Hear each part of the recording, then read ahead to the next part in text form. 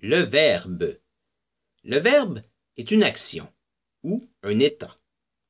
Comme nous l'avons vu en classe, une action peut être, par exemple, regarder, prendre, courir, et un état pourrait être, disons, sembler ou être malade, un état.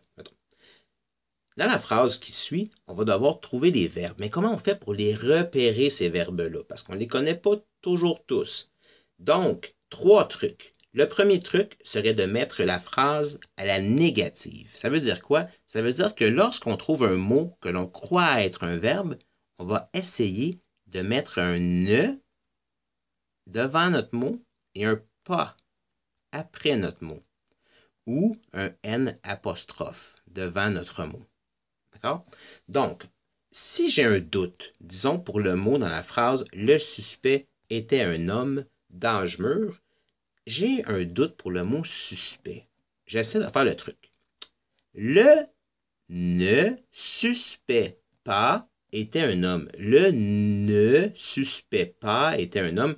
On peut voir que ça ne fonctionne vraiment pas. Donc, le mot suspect n'était pas un verbe.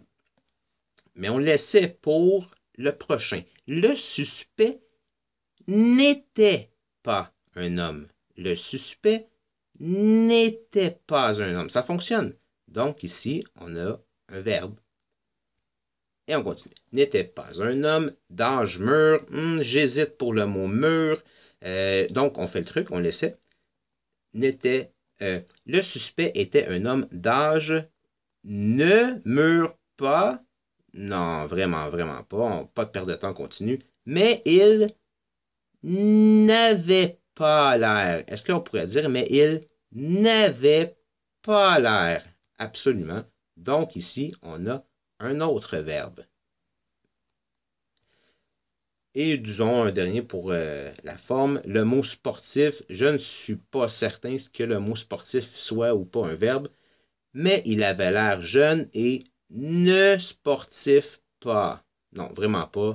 Pas un verbe. Donc, les deux seuls mots qui étaient des verbes étaient le mot était et le mot avait.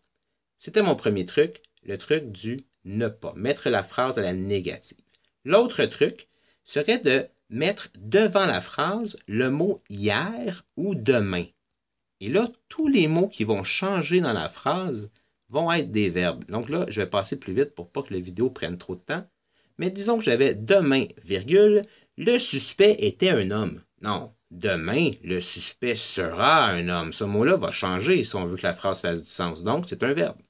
Demain, le suspect sera un homme d'âge mûr, mais il aura l'air jeune et sportif. Mais il aura l'air jeune et sportif. Donc, en ajoutant le mot demain, je me rends compte que les seuls mots dans la phrase qui changent sont les verbes.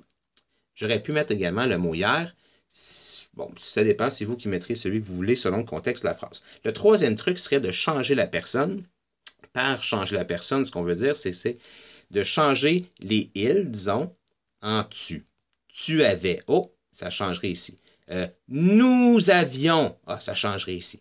Il avec un S avait A-I-N-T, ça changerait. Même chose ici, au lieu de dire le suspect, on aurait pu dire les suspects étaient. Donc ici, ça aurait changé.